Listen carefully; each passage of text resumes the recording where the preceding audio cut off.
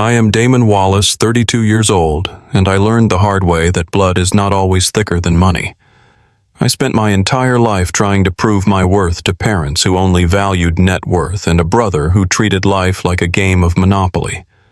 As a guidance counselor at an inner-city high school in Atlanta, I found purpose in helping kids find their way, but to my family, I was just a disappointment with a small paycheck. Last month, everything came to a head in a courtroom that felt colder than a grave. My mother and father rolled their eyes when I walked into the courtroom, but the judge was surprised. I will never forget the sound of their sighs echoing off the mahogany walls. I walked down the center aisle wearing a charcoal suit I had bought at a thrift store 3 years ago. It was clean and pressed, but the fabric was starting to shine at the elbows. On the plaintiff's bench, my parents, Marcus and Vivian Wallace, looked like they had just stepped out of a magazine photo shoot. My father checked his gold Rolex with exaggerated boredom, while my mother smoothed the skirt of her Chanel suit, refusing to even look in my direction. Beside them, my older brother Tyson and his wife Tiffany whispered something to each other and snickered. They looked at me like I was a stain on the floor they could not wait to scrub away. The bailiff announced the arrival of the Honorable Judge Sterling. We all stood up. Judge Sterling was a stern man with silver hair and a reputation for being tough on financial crimes. He took his seat, adjusted his glasses, and opened the case file. He looked at the charges, then looked at the plaintiffs, my parents, who were putting on their best grieving victim faces. Then the judge looked at me. I braced myself for the humiliation waiting for him to read the accusations aloud, but he stopped. His eyes widened behind his wire-rimmed glasses. He leaned forward over the bench, staring at me with genuine shock. "Wait, the charges are against you," he said, his voice breaking the silence. My mother let out a loud scoff. "Yes, Your Honor, he is a manipulator and a fraud." But the judge did not look at her. He kept his eyes locked on me, and for the first time in my life, I saw recognition instead of judgment. They never knew who I really was. Before I tell you how the worst day of my life became the beginning of everything I never knew I needed, hit like and subscribe. If you have ever had to stand up to family who underestimated your worth, drop a comment below telling me where you are watching from, because this story is for anyone who has ever been the black sheep. To understand why my own parents were trying to sue me for everything I had, we have to go back 2 weeks to the day my grandfather, Elijah Wallace, was buried. That was the day the cracks in my family turned into a canyon. The heat in Atlanta was suffocating that afternoon. The air was thick enough to chew on, and the sun beat down on the black asphalt of the cemetery. I arrived 10 minutes late. My 2008 Ford Focus had finally given up the ghost 2 miles back, blowing a gasket on the highway. I had to leave it on the shoulder and catch a bus, then walk the last mile to the cemetery gates. By the time I arrived, my shirt was sticking to my back and there was a layer of dust on my dress shoes. I saw the rest of the Wallace family gathered under a large white tent near the gravesite. It looked less like a funeral and more like a corporate networking event. My brother Tyson had parked his brand new S-Class Mercedes right on the grass path gleaming in the sun. Beside it was my father's Range Rover. They stood in a tight circle greeting guests with polished handshakes and practiced smiles. As I approached the tent trying to catch my breath, my mother Vivian intercepted me before I could even get close to the casket. She did not hug me. She did not ask if I was okay. She looked me up and down with eyes that could cut glass. "Damon, look at you," she hissed, stepping in front of me to block the view of the other guests. "You are sweating like a field hand. Could you not have rented a car for one day?" Tiffany invited her business partners from the firm. "You are embarrassing us." I wiped my forehead with a handkerchief. "My car broke down, Mom. I had to walk. I just wanted to say goodbye to Grandpa." My sister-in-law Tiffany turned around then. She was a petite blonde woman who always spoke with a smile that never reached her eyes. She adjusted the lapel of Tyson's suit and gave me a pitying look. "Oh, Damon, you always have such colorful excuses. Maybe if you got a real job instead of babysitting high school delinquents, you could afford a car that actually runs." Tyson laughed. It was a short, sharp sound. "Leave him alone, Tiff. Being the family disappointment is a full-time job. He does not have time for a career." I clenched my fists at my sides. Grandfather Elijah was the only person in this family who didn't care about the cars or the clothes. While my parents and Tyson only visited him when they needed investment capital for a new venture, I was the one who went over every Sunday. We played dominoes on his porch. We drank cheap iced tea and talked about life. He told me stories about how he built his trucking business from one van in the 70s. He lived in a small 2-bedroom house in a modest neighborhood and drove a truck that was older than I was. My parents called him eccentric and cheap. I called him real. Now, as they stood around his grave wearing sunglasses that cost more than my monthly rent, I felt a surge of anger. They were not mourning the man. They were mourning the ATM they thought they had lost. I stood at the back of the crowd as the service began, listening to my father give a eulogy about legacy and enterprise, words that meant nothing coming from his mouth. When it was my turn to throw dirt on the coffin, I whispered the only truth that mattered. "Rest easy, old man. You are free of them now." I thought the funeral was the low point, but I was wrong. The real humiliation was scheduled for the next morning at the reading of the will. We gathered in the downtown office of Mr. Henderson, my grandfather's attorney. The conference room was cold and smelled of lemon polish and old paper. My father sat at the head of the table, appearing impatient. My mother was already mentally decorating the vacation home she assumed she was getting. Tyson was checking stock prices on his phone. I sat in the corner chair, the one furthest from the window, trying to make myself invisible. Mr. Henderson cleared his throat. He was an ancient man with shaking hands but sharp eyes. He looked around the room, his gaze lingering on me for a second before he opened the leather folder. "Elijah was very specific about his wishes," Mr. Henderson said. His voice was raspy. "Let us proceed. To my eldest son, Marcus, and his wife, Vivian, I leave the property in Boca Raton, Florida." My mother gasped, clapping her hands together. "Oh, Marcus, finally. We can renovate that kitchen and flip it by winter." My father nodded, a satisfied smirk playing on his lips. "It is the least he could do after all the advice I gave him over the years." Mr. Henderson continued. "To my grandson Tyson, I leave my collection of vintage timepieces." Tyson pumped his fist. "Yes." He turned to Tiffany, his eyes lighting up. "Do you know what those Patek Philippe's are worth? That is easily 200 grand right there." Finally, the old man did something right. Then the room went silent. Mr. Henderson turned the page. He took off his glasses and wiped them slowly, letting the tension build. And to my grandson Damon, he read. My mother let out a small laugh, probably left him his domino set. Mr. Henderson ignored her. "To Damon, I leave the residue of my estate, including the contents of the metal box currently stored under the bed in my master bedroom." The silence stretched for 5 seconds before Tyson burst out laughing. It was a loud, cruel sound that filled the room. The residue, Tyson choked out, laughing so hard he slapped the table. "That is legal speak for the leftovers, Damon. You got the trash, and a box under the bed. What is in it, his old false teeth?" Tiffany giggled, covering her mouth. "Oh, stop it, Tyson. Maybe it is his collection of expired coupons." My father stood up, buttoning his jacket. "Well, that settles it. Damon, if you need help moving that box, I am sure you can take the bus. We have a celebration lunch to get to." My mother stood up and walked past me, pausing just long enough to deliver one final blow. "Do not worry, Damon.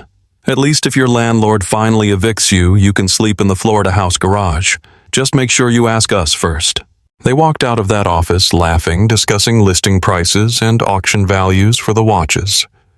I sat there alone in the conference room with the echo of their mockery ringing in my ears. I felt hollowed out. It wasn't about the money. I never expected money. But to be treated as a joke in the final moments of my grandfather's legacy hurt more than I could explain. Mr. Henderson closed the folder. He looked at me with a strange expression, almost like he was waiting for me to say something.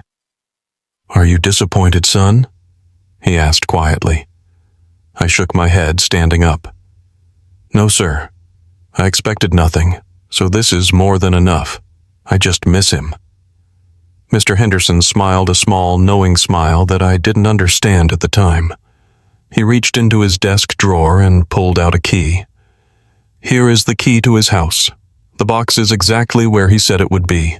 I suggest you go there alone, Damon, and I suggest you open it today." I took the MARTA bus to my grandfather's small house in Decatur. The neighborhood was quiet. The grass was overgrown in the front yard, just a little bit proving that he was really gone. The house smelled like him pipe tobacco and peppermint. I walked into his bedroom, which was sparse and neat. I got down on my knees and looked under the bed. There it was. A battered gray metal lockbox, the kind you can buy at Walmart for $20. It was heavy. I pulled it out and sat on the floor, my back against the bed frame. I expected maybe some old photos, maybe some letters. I used the small key taped to the bottom of the box to unlock it. The lid creaked as I lifted it. Inside, there was no cash. There were no diamonds. There was just a thick leather-bound journal and a black USB drive. My heart sank for a split second. Tyson was right. It was just sentimental junk. But then I picked up the journal. A folded piece of paper fell out. I unfolded it and recognized my grandfather's shaky handwriting immediately. "Dear Damon, if you are reading this, then they acted exactly how I knew they would. They took the shiny things. They took the houses and the watches because they only see value in what they can show others. But you, my boy, you sat with me when I had nothing to offer but time. You listened. You cared about the man, not the wallet." My hands started to tremble. "I sold the trucking company 10 years ago, Damon. Nobody knew. I invested it all. Quietly. In tech. In land. The Florida house and the watches are distractions. They are the crumbs. The real legacy is on that drive." I looked at the USB drive in the box. My breath caught in my throat. I opened the journal to the last entry. It was a list of assets, a list of accounts, and a final total circled in red ink, $85 million. I sat there on the floor of that dusty bedroom and stared at the number until my vision blurred. $85 million. My grandfather wasn't just comfortable. He was a tycoon who lived like a pauper to filter out the snakes in his family, and he had just handed me the keys to the kingdom. But as I sat there clutching the journal, my phone buzzed. It was a text from my landlord. "Past due notice. Pay by Friday or get out." The irony was so sharp it almost made me laugh. I was a multi-millionaire sitting on a dirty floor about to be evicted. I did not know it then, but the real battle was just beginning. My parents and Tyson had lawyers everywhere. Mr. Henderson had done his job, but secrets in a family like mine do not stay secret for long. Within 48 hours, my father would find out about the asset transfer. Within 72 hours, they would freeze my accounts. And within a week, they would drag me into court accusing me of elder abuse, claiming I manipulated a senile old man into signing away his fortune. They thought they could crush me. They thought I was the weak link. But they forgot one thing. I was the one who listened to Elijah Wallace. I was the one who knew his heart. And I was the one who knew exactly why he did what he did. When I walked out of that house, I wasn't just Damon the guidance counselor anymore. I was Damon the heir. And I was ready for war. I sat on the floor of my grandfather's dusty bedroom with my back pressed against the frame of his iron bed. The metal box sat open in my lap. My hands were shaking so badly I could barely plug the small black USB drive into my laptop. The screen flickered to life, casting a pale blue glow across the room, which was slowly darkening as the sun went down. I expected to find scanned photos or maybe a digital copy of his will. Instead, a folder popped up labeled Portfolio Master. I clicked it. A spreadsheet opened and my breath caught in my throat. It was a list of stocks purchased in the late 90s. Apple, Amazon, Nvidia. Companies that were trading for pennies back then. My grandfather had bought thousands of shares and just sat on them. He never sold. He never boasted. He just let them grow in the dark while he drove his rusted truck around town. I scrolled down. Below the stocks were deeds to land. Not just any land, but acres in the West Side district that had recently been rezoned for high-rise developments. The valuation column at the bottom of the spreadsheet was circled in red digital ink. $85,400,000. The room spun. I had to put my head between my knees to keep from passing out. I was a guidance counselor who had to check his bank account before buying a sandwich, and I was holding the keys to an empire. I laughed. It was a hysterical, terrified sound. I reached for my phone to call Mr. Henderson to ask him if this was real, but before I could dial, a heavy pounding shook the front door. I froze. It was aggressive, authoritative. I shoved the USB drive into my pocket and walked to the living room. When I opened the door, a man in a cheap windbreaker shoved a thick envelope into my chest. "Damon Wallace?" he asked. "Yes," I answered. "You have been served." He turned and walked away without another word.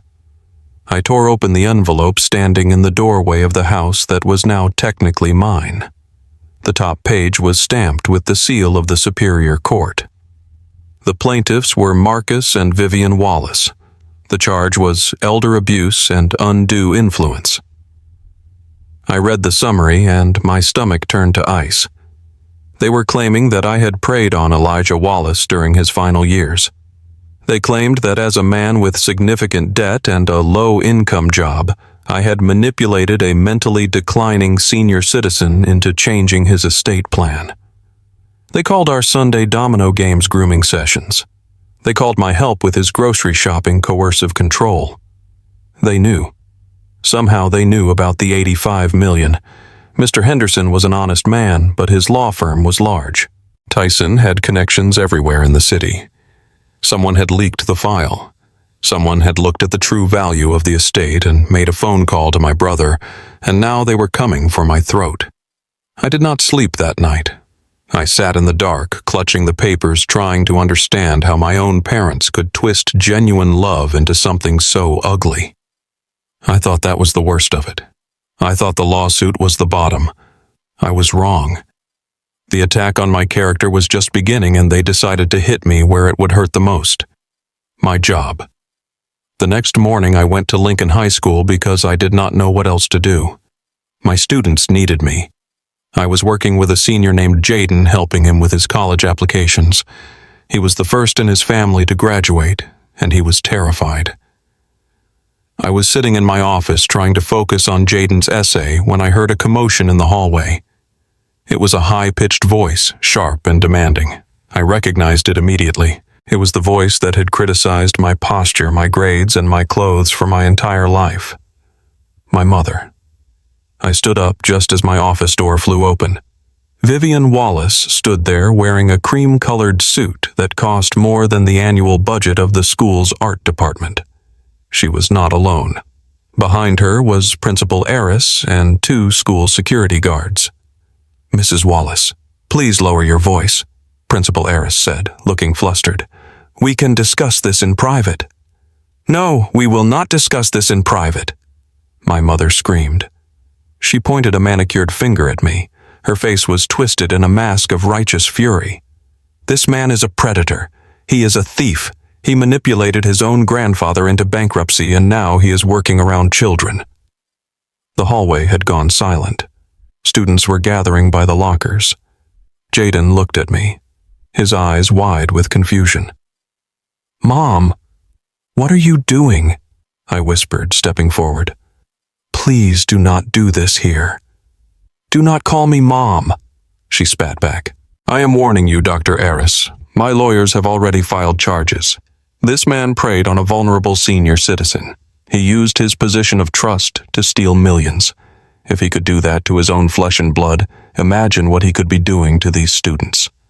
You need to remove him immediately, or I will go to the press." Principal Aris looked at me. He was a good man, but he was terrified of lawsuits and bad publicity. "Damon, is this true? Are you facing charges for elder abuse?" I tried to speak, but my throat felt like it was filled with sand. "It is a misunderstanding, sir. My grandfather left me his estate and they are angry about it. I did not hurt him." "So there are charges?" Principal Aris asked, his voice hardening. "Yes," I admitted, "but they are false."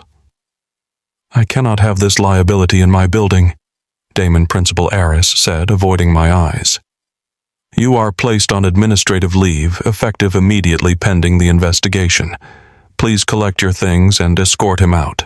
The walk from my office to the front doors was the longest mile of my life. My mother stood there with her arms crossed, a triumphant smirk on her face as the security guard walked me past the students I had spent years trying to help. I saw Jaden turn away from me. I saw the whispers spreading like wildfire. She had not just attacked my bank account. She had nuked my reputation. She had taken the one thing I was proud of, my integrity, and shredded it in front of an audience.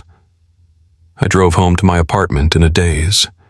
My hands gripped the steering wheel so hard my knuckles turned white. When I swiped my debit card at a gas station on the way back to buy a bottle of water, the machine beeped. Declined. I tried again. Declined. I pulled up my banking app. The balance was zero, frozen. A court order for asset preservation my mother's lawyers had moved faster than lightning. They had convinced a judge that I was a flight risk, that I might take the millions and run even though I had not even accessed the money yet. They froze everything. My savings, my checking, even the small emergency fund I kept. I got to my apartment and flipped the light switch. Nothing happened. The air was stale and hot. I saw a notice taped to the door. Electricity disconnected. My auto-pay had bounced because the accounts were frozen. I sat on my couch in the gathering darkness. No job, no money, no power. My name dragged through the mud. I was completely alone. The silence of the apartment was heavy, pressing down on my chest like a physical weight. Then my phone rang. The screen lit up the dark room. It was Tyson. I stared at it for a long moment before answering. I put it on speaker and set it on the coffee table. "Hello, Tyson," I said, my voice flat. "Hey, little brother," Tyson said. He sounded cheerful, like we were discussing sports scores. "I heard you had a rough day at school. Mom can be a force of nature when she is motivated, can't she?" "You people are sick," I said. "You have plenty of money, Tyson. Why are you doing this? It is not about the money, Damon. It is about the principle." Tyson's voice dropped, losing its fake cheer. "That money belongs to the family, to the people who know how to manage it, not to a guidance counselor who drives a broken Ford. We are going to bury you in court, Damon. You know that, right? We have the best lawyers in Atlanta. You have nothing. You cannot even afford a public defender with your assets frozen." I said nothing. I just listened to his breathing on the other end. But Tyson continued, "Because I am a benevolent big brother, I have an offer. Sign over the rights to the estate. Admit that Grandpa was not in his right mind. In exchange, I will give you $50,000 cash. Unfrozen, untraceable. You can leave Atlanta. Start over somewhere else where nobody knows you are a fraud." $50,000. The estate was worth $85 million, and he was offering me crumbs to disappear. "Go to hell, Tyson," I whispered. Tyson laughed. Wrong answer, little brother. Enjoy the dark. The line went dead. I sat there for a long time watching the battery on my phone drain. The heat in the apartment was rising, but I felt cold. I wanted to give up. I wanted to take the 50 grand and run. I wanted to stop the humiliation. I reached for my grandfather's journal, which I had carried with me in my bag. I opened it by the light of my dying phone screen. I flipped through the pages reading his thoughts, his observations, his lonely wisdom. Then I found an entry dated 3 months before he died. They visited today, Elijah had written. Marcus asked about the will again. Tyson looked at my old truck with disgust. They think I am blind. They think I am weak. They love the money I made, but they hate the man I am. I turned the page. But Damon came yesterday. He did not ask for anything. He brought me soup because he heard I was coughing. He fixed the loose step on the porch, not because I paid him, but because he did not want me to fall. They love my money, but Damon loves my soul. If you are reading this, Damon teach them a lesson. Do not let them win. Stand tall. I read those words over and over again until the tears blurred my vision. My grandfather had seen everything. He had anticipated this moment. He knew they would strip me bare. He knew they would try to break me. And he had trusted me to handle it. I closed the journal. A cold calm settled over me. They had taken my job. They had taken my reputation. They had cut my power and frozen my money. But they had made a fatal mistake. They assumed I was like them. They assumed I needed expensive lawyers and fancy suits to fight. They assumed I would fold because I had no resources. But I had the truth. And I had the evidence in the journal that they did not know existed. I stood up in the dark apartment. I did not need a lawyer. I did not need money. I would represent myself. I would walk into that courtroom alone and I would face them.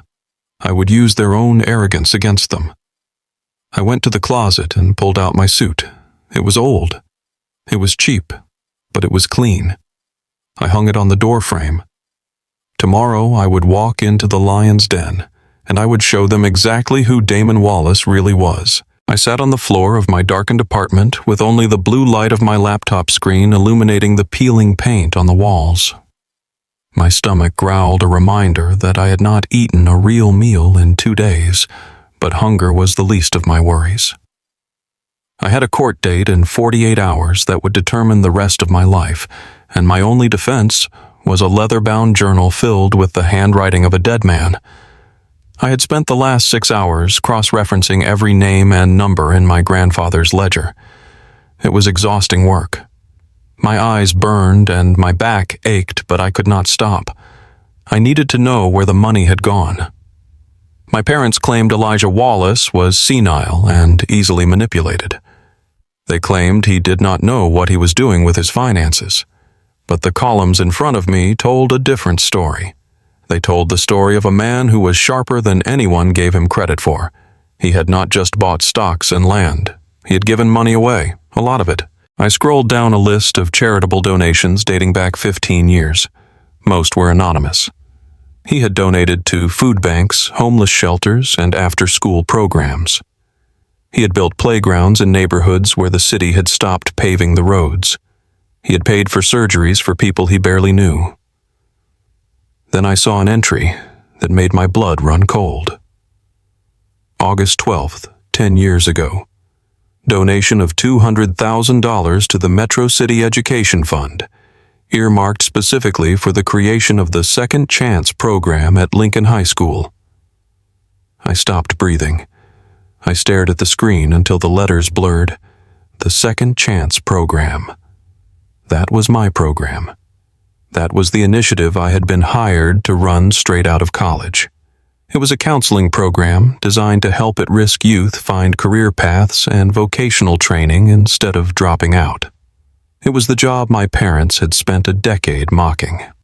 I remembered the day I got the job. I had rushed to my parents' house so proud that I was going to make a difference. My father had laughed and asked if it paid enough to afford a tie. My mother had asked why I did not apply to a real firm. But I also remembered going to see my grandfather that day. He had been sitting on his porch smoking his pipe. When I told him the news, he had not laughed. He had smiled that quiet, knowing smile of his and said, "You are going to do good work, Damon. The world needs men who help others up more than it needs men who look down on them." I had thought he was just being a supportive grandfather. I had no idea he was the architect. I scrolled through more entries. Every year there was a donation to keep the program running. Every time the school board threatened to cut our funding because of budget deficits, a miraculous anonymous check would appear to save us.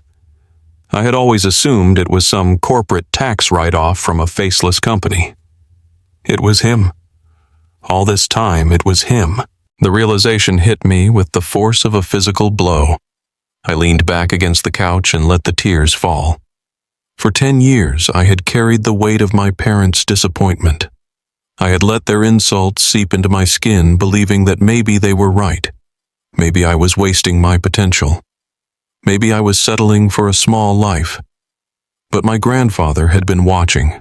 He had not just supported me emotionally, he had built the very foundation I stood on. He had used his fortune to create a space where I could be the man he knew I was. While my parents were trying to mold me into a carbon copy of Tyson, my grandfather was quietly clearing the path for me to be Damon. He did not leave me the money because I was a manipulator. He left me the money because he knew I was the only one who would keep his work alive. I wiped my face. The sadness was replaced by a fierce, burning resolve. I was not just fighting for myself anymore. I was fighting for him. I was fighting for the Second Chance program. I was fighting for every kid who had ever walked into my office looking for hope. But resolve does not win court cases. Evidence does. And right now, my evidence looked like the ramblings of a generous ghost. I needed people. I needed witnesses who could stand up in court and testify to Elijah Wallace's character. I needed people who could prove that he was of sound mind and that his generosity was a lifelong habit, not a symptom of dementia. I grabbed the notebook where I had written down the names of the people he had helped. It was a long list. I put on my jacket, grabbed my car keys, then remembered my car was dead. I grabbed my bus pass instead. The next 12 hours were a lesson in the harsh reality of the American legal system. I tracked down Mrs. Higgins first. She was an elderly woman whose house my grandfather had paid to re-roof 5 years ago. She lived in a neighborhood that most people in my parents' circle would lock their car doors driving through. When I knocked on her door and explained who I was, she invited me in and gave me sweet tea. She cried when I told her Elijah had passed. She told me he was a saint, a man sent from God. But when I asked if she would testify in court, her face fell. "Oh, honey," she said, wringing her hands. "I cannot go to a courthouse. My son is on parole. We try to stay away from judges and lawyers. They do not listen to people like us. If I go up there and those fancy lawyers start asking questions, they will twist my words. I cannot risk it." I tried to reassure her, but I could see the fear in her eyes. It was a fear I recognized, the fear of a system that was designed to crush the small. I went to the next name, Mr. Rodriguez, a mechanic whose shop my grandfather had saved from foreclosure. He was working under a car when I arrived. He wiped his grease-stained hands and listened to my story. He was angry for me. He called my parents words I cannot repeat. "I will tell them," he said.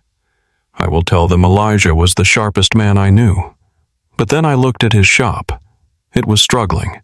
He had 3 guys working for him. If he took a day off to come to court, he would lose revenue he could not afford to lose. And even if he did come, what would a jury see? They would see a mechanic in work boots standing against my father in his Italian suit. In the eyes of the law, in the eyes of the people my parents associated with Mr. Rodriguez's word, was worth less than my father's signature. I went down the list. A single mother who worked 2 shifts. A janitor who barely spoke English. A former addict who was now clean thanks to rehab my grandfather funded. They all loved Elijah. They all wanted to help. But they were all marginalized. They were the people society looked past. My parents had hired a shark of a lawyer named Prestige. He would tear these people apart on the stand. He would bring up past criminal records, missed rent payments, anything to discredit them. He would make it look like I had gathered a circus of desperate people to lie for me. By the time the sun began to set, I had spoken to 12 people. I had 0 witnesses who could withstand the pressure of a high-stakes trial. I walked back to my apartment feeling the weight of the city pressing down on me. I was exhausted. My feet were blistered, and I was no closer to saving my grandfather's legacy than I had been that morning. When I got to my building, I saw a piece of paper taped to my door. It was not another eviction notice. It was worse. It was a note from my landlord. Damon, I know you are having a hard time, but I cannot carry you anymore. I have a potential tenant who can pay 3 months up front. If you do not have the rent by tomorrow morning, I am changing the locks. I am sorry. Tomorrow morning, the morning of the trial, I let myself into the dark apartment and slumped against the door. I had no access to my accounts. I had no one to borrow from. Tyson's voice echoed in my head, offering me $50,000 to quit. It would be so easy. I could sign the papers, take the money, pay the rent, and disappear. I could stop fighting. No. I pushed myself up. I would not quit. I would not let them win. I went to my bedroom and opened the top drawer of my dresser. In the back, wrapped in a soft cloth, was the only thing of value I owned. It was a watch, not a Rolex, not a Patek Philippe. It was a vintage Omega that my grandfather had given me when I graduated college. It was simple, elegant, and understated. He had given it to me with a note that said, "Time is the only currency you cannot earn back. Spend it wisely." I held the watch in my hand, feeling the cool metal. I loved this watch. It was my connection to him. But right now, I did not need a connection. I needed a suit and I needed a roof over my head for 24 more hours. I walked 20 blocks to a pawn shop that stayed open late. The guy behind the counter looked at me with bored eyes, then looked at the watch. He whistled low. "Nice piece," he said. $700. It is worth 3 times that, I said, my voice tight. "Not in here, it isn't," the man said, shrugging. $700 cash. Take it or leave it." I took it. I walked out of there with $700 in my pocket and a wrist that felt lighter and emptier than it ever had. I went straight to my landlord's apartment and handed him $500. It was not the full amount, but it was enough to buy me a week. He took it looking guilty but relieved. Then I went to the dry cleaners. I paid to have my thrift store suit pressed and cleaned. It was not Armani, but it was all I had. I got back to my apartment with less than $100 to my name. I ate a can of cold soup for dinner, sitting on the floor by the window watching the city lights. I was going into court the next day with no lawyer, no credible witnesses, and a suit that cost less than my mother's lunch. I was going to lose. The realization settled over me like a shroud. I had the truth, but they had the power. In America, power almost always wins. I closed my eyes, leaning my head back against the wall. "I am sorry, Grandpa," I whispered into the dark. I tried. The silence of the apartment was deafening. It was the sound of total defeat. And then the phone rang. The sound was so loud in the quiet room that I jumped. I stared at the phone on the floor. It was an unknown number. No caller ID. My heart started to pound. Was it Tyson calling to gloat? Was it my mother calling to tell me she had found another way to humiliate me?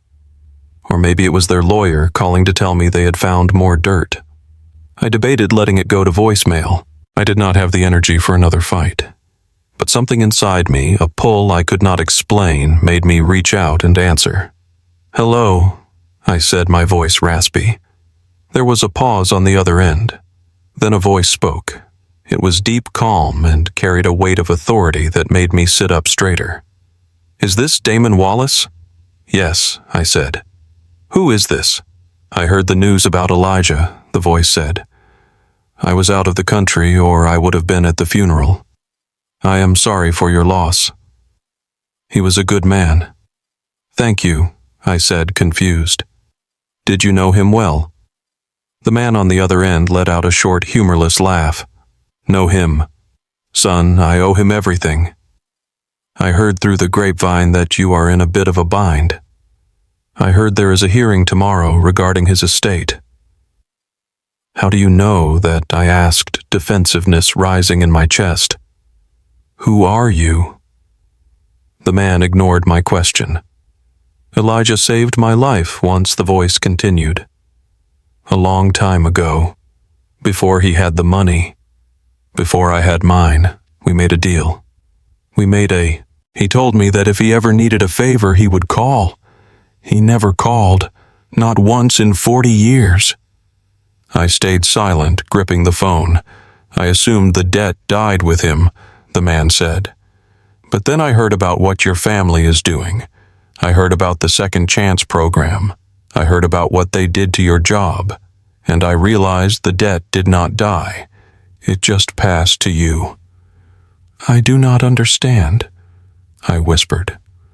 "What do you want?" "I do not want anything," Damon the man said. "I am calling to tell you to get some sleep. Put on your suit tomorrow. Walk into that courtroom with your head high. Do not let them see you sweat." "But I have no witnesses," I said, my voice cracking. "I have no lawyer. They are going to destroy me." "You have the truth," the man said firmly. "And tomorrow you will find that the truth sometimes has friends in high places." "What does that mean?" I asked. "Who are you?"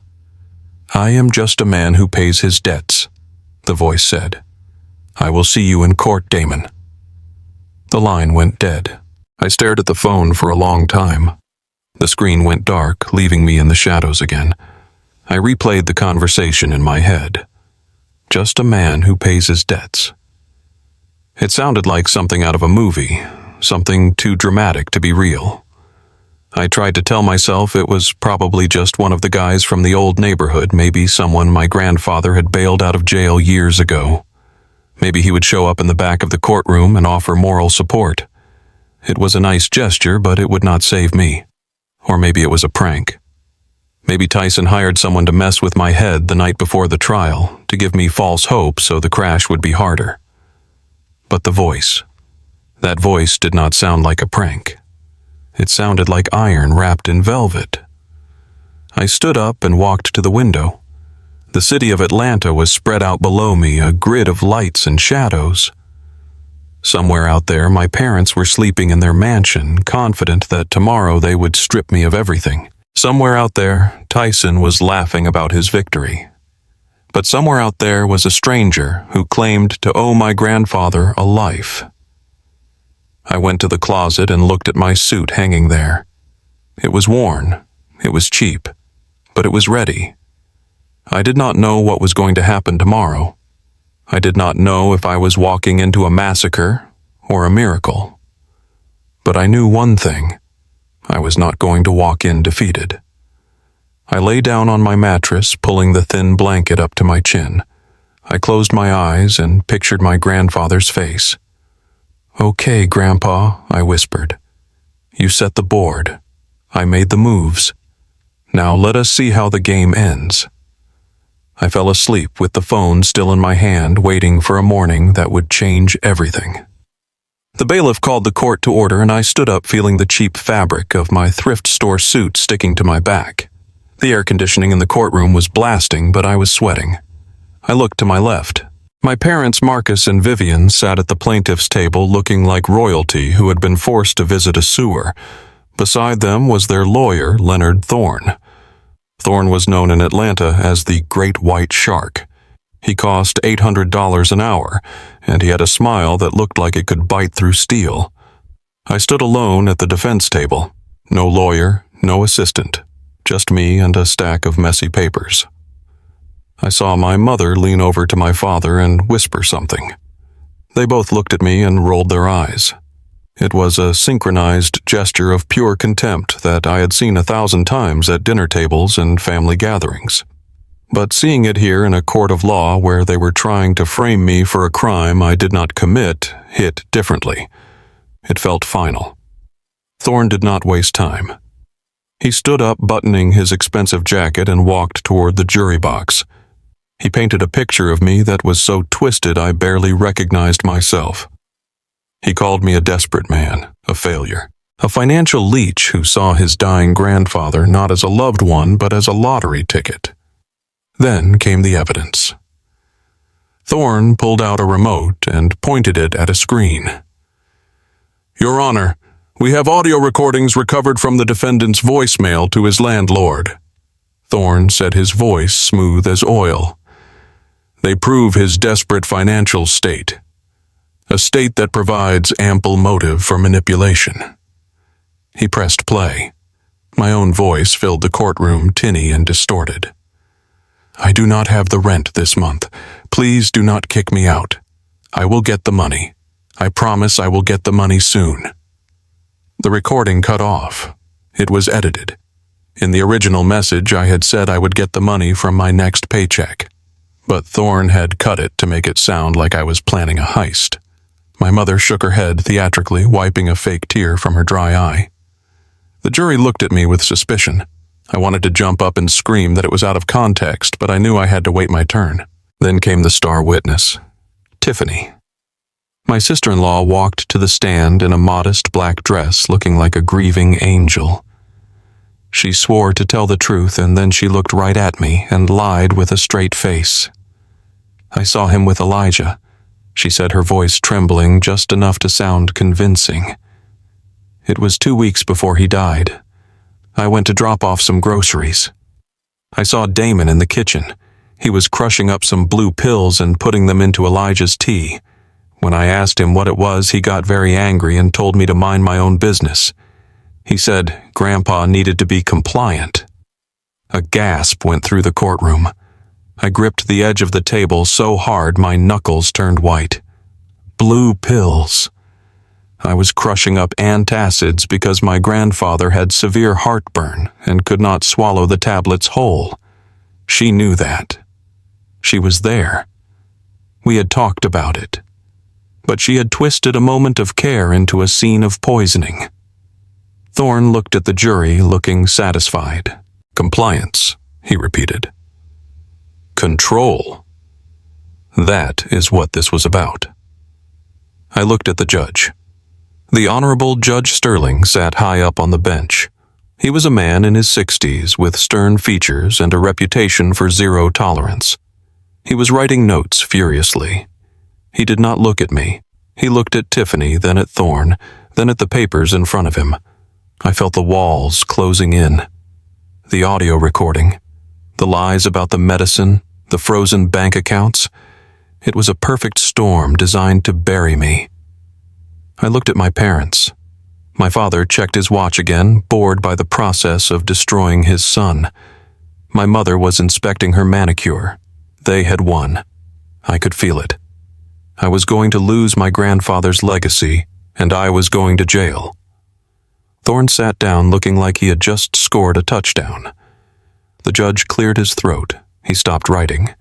The sound of his pen setting down on the wood echoed in the silent room. Judge Sterling lifted his head. He adjusted his wire-rimmed glasses and looked down at the defense table. For the first time since the trial started, he really looked at me. He squinted slightly as if he was trying to bring a blurry picture into focus. He leaned forward over the bench, ignoring the papers in front of him. His eyes scanned my face, my cheap suit, my posture. "Mr. Wallace," the judge said. His voice was not angry. It was confused. I stood up, my legs shaking. "Yes, Your Honor." The judge frowned. He took off his glasses and cleaned them on his robe, then put them back on. He stared at me with an intensity that made me want to run. "You are Damon Wallace." "Yes, sir." "And you work at Lincoln High School, in the guidance department." Thorne stood up quickly. "Your Honor, if I may interject, the defendant's employment history is irrelevant to the charges of elder abuse. We have established that he is low income, which speaks to motive." "Sit down, Mr. Thorne," the judge snapped. He did not look away from me. "You are a counselor there?" the judge asked. "The kids there, they have a nickname for you." I hesitated. I did not know where this was going. Was he going to bring up my suspension? Was this another attack on my character? "Yes, Your Honor," I said quietly. "They call me Mr. D." The color drained from Judge Sterling's face. He froze. His hand, which was holding a gavel, hovered in the air for a second before lowering slowly to the desk. He looked like he had seen a ghost. "Mr. D," he whispered. My mother let out a loud scoff from the plaintiff's table. She leaned forward, unable to help herself. "Yes, Your Honor," she said, her voice dripping with disdain. "That is him. He works at that terrible school with those criminals. We told him for years to get a real job, but he insisted on wasting his time in that slum. That is where he learned how to manipulate people. He learned it from those street kids he calls students." My father nodded beside her. "It is a disgrace, Your Honor. We tried to raise him better, but you can see why he was so desperate for money. He has spent his life around losers, and he became one." The courtroom was quiet for a heartbeat. My mother smiled smugly, thinking she had just nailed the coffin shut. Then the explosion happened. Judge Sterling slammed his gavel down so hard that the sound cracked like a gunshot. The woodblock on his desk actually jumped. "Silence," the judge roared. He stood up. His face had turned a deep shade of red. He was shaking not with age, but with fury. He pointed a finger at my parents. "You dare," he shouted, his voice booming off the walls. "You dare sit in my courtroom and call this man a loser. You dare mock the work he does." My mother recoiled, her mouth falling open. My father looked stunned. Thorne looked confused for the first time. 2 years ago, the judge said, his voice dropping to a low, trembling growl. My son was 17. He was addicted to opioids. He had stolen from us, he had lied to us, and he had dropped out of school. We had given up. We thought he was gone. The judge looked at me, and his eyes filled with tears. One night he climbed onto the roof of the school gymnasium. He was going to jump. The police were called, but he would not let them near him. He said he would jump if he saw a uniform. The judge took a breath. But there was one person he asked for, one person he trusted. He asked for Mr. D. I stared at the judge. The memory came flooding back. The cold wind on the roof, the boy shivering in a hoodie standing on the ledge. I had sat there with him for 4 hours, just talking. I did not know who his father was. I did not know he came from a wealthy family. I just knew he was a kid in pain. "This man," Judge Sterling said, pointing at me, his hand shaking, "this man climbed out onto that ledge with no safety gear. He sat with my boy for 4 hours. He did not judge him. He did not preach. He listened. He talked him down. And then he did not just walk away. He drove my son to the rehab center himself. He visited him every week. He helped him get his GED. The judge looked at my parents with pure disgust. He did it for free. He never asked for a dime. I tried to pay him. I tried to send him a check. He tore it up and sent it back with a note that said, "Invest it in your son's future, not mine." The courtroom was so quiet you could hear the hum of the lights. "You call him a manipulator," the judge said, his voice rising again. "You call him a fraud. You say he preys on the vulnerable. You are looking at the man who saved my son's life when I could not. You are looking at a man who has more integrity in his little finger than you have in your entire bank account." My mother's face had gone pale white. Her mouth was opening and closing like a fish out of water. Tiffany looked down at her lap, avoiding the judge's gaze. And you tell me the judge continued staring at my mother that he learned to be a loser from the kids he saves. Let me tell you something, Mrs. Wallace. If your son is a loser, then I wish to God I was one too. The judge sat down hard, breathing heavily. He looked at Thorne, who was now sweating profusely. Mr. Thorne, the judge said, his voice cold as ice. You have presented audio that is clearly edited.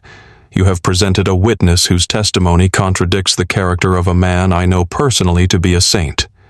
I suggest you think very carefully about your next move, because right now I am about 2 seconds away from throwing this entire case out and holding you all in contempt. He looked at me. The anger in his eyes vanished, replaced by a deep, profound respect. Mr. Wallace, I did not recognize you in that suit. I apologize. I stood there stunned, unable to speak. The payoff was not just the legal victory.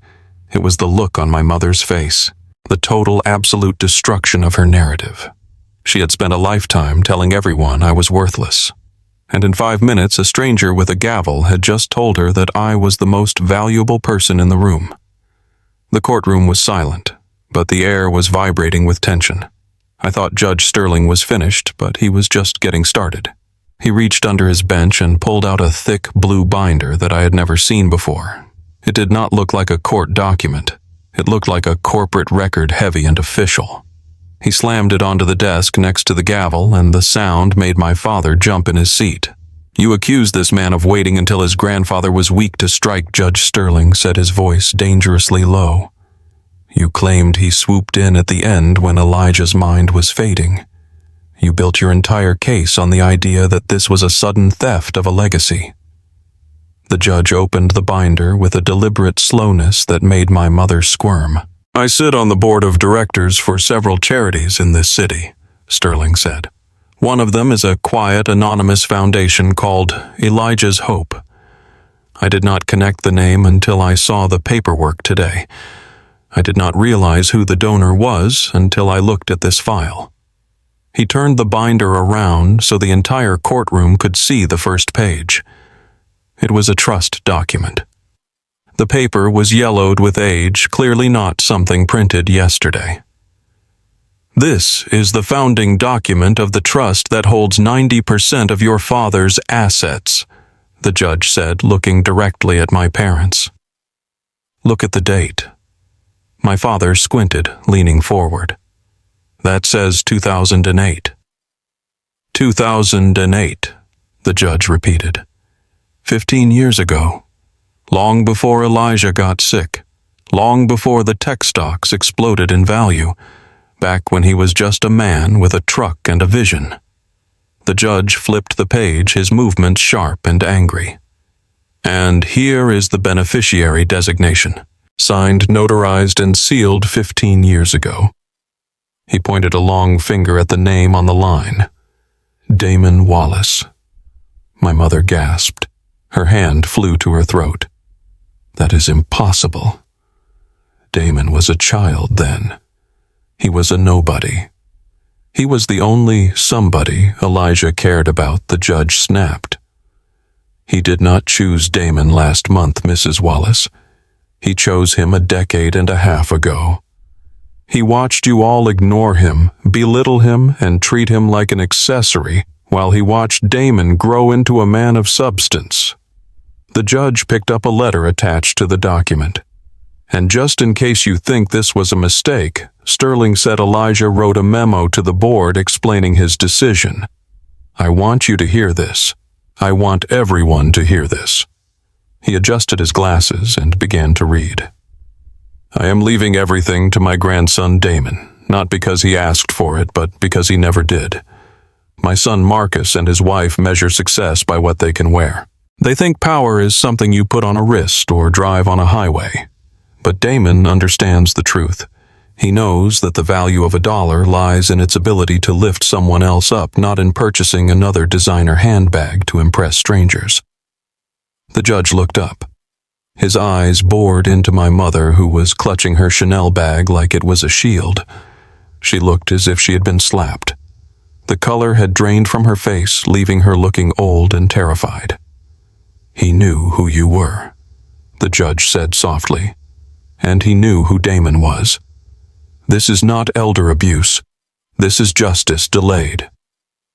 Leonard Thorne, the shark lawyer, stood up slowly. He was pale.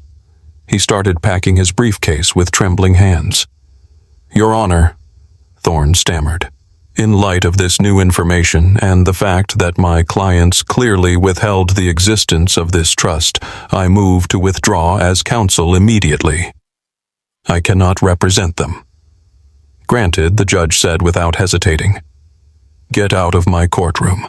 Thorne practically ran for the exit, leaving my parents sitting there alone, exposed and defenseless. Tyson and Tiffany looked at each other with panic in their eyes, realizing there was no one left to protect them. Judge Sterling turned back to me. He smiled, and this time it was the warm smile of a father, not a judge. "Mr. Wallace," he said, "it is the ruling of this court that the charges against you are baseless, malicious, and frankly disgusting. They are dismissed with prejudice." He turned to my parents. The warmth vanished. "As for you two, you have wasted this court's time. You have attempted to destroy a good man's reputation for greed. I am fining you both the maximum penalty for filing a frivolous lawsuit. Furthermore, I am ordering you to pay all legal fees associated with this case, and I am referring this matter to the district attorney to investigate potential perjury charges regarding your sister-in-law's testimony." My father put his head in his hands. My mother was sobbing, but nobody moved to comfort her. "Case closed," the judge said, and he banged the gavel. The sound rang out like a bell. It was the sound of chains breaking. It was the sound of freedom. I looked at the binder on the judge's desk, then up at the ceiling, and I whispered 2 words. "Checkmate, Grandpa." The bailiff opened the heavy oak doors, and I walked out of the courtroom into the bright hallway. I felt lighter than air. The weight of the lawsuit, the fear of prison, and the shame of my family's rejection had all evaporated. But I did not get far before I heard the click of heels behind me. "Damon, honey, wait." It was my mother, Vivian. Her mascara was running and her face was blotchy from crying, but she had plastered a wide, desperate smile across her face. My father, Marcus, stood behind her, looking awkward and terrified. "Oh, son," she said, reaching out to touch my arm. "We are so relieved. We knew you would win. You know that, right? We were just testing you. We wanted to make sure you were strong enough to handle Elijah's legacy. It was tough love, Damon. That is all." I looked at her hand on my sleeve. Then I looked at my father. 5 minutes ago, they wanted to see me in handcuffs. Now that I was worth $85 million, they wanted to be a family again. I gently removed her hand from my arm. "The test is over." "Mom," I said, my voice calm and steady, "and you both failed." "Damon, be reasonable," my father said, stepping forward. "We are family. You cannot just cut us out. We can help you manage that money." "We know people." I laughed. It was a genuine laugh. "I do not need your people, Dad," I said. "And as for family, Grandpa Elijah left you the house in Florida. It is a nice house. I suggest you go there. Live in it, because that is the only thing you are ever getting from this estate." "But Damon," my mother pleaded. "Goodbye," I said. I turned and walked away, leaving them standing in the hallway, realizing that their greed had cost them the one thing money could not buy: access to their son. The fallout was swift. Tyson and Tiffany had lived beyond their means for years, banking on a future inheritance that never came. With the legal fees from the lawsuit and the fines Judge Sterling imposed, they were drowning. I heard through friends that Tyson had to sell the Mercedes. They moved into a smaller apartment. Tyson called me a week later, leaving a voicemail where he sounded small and broken, asking for a loan.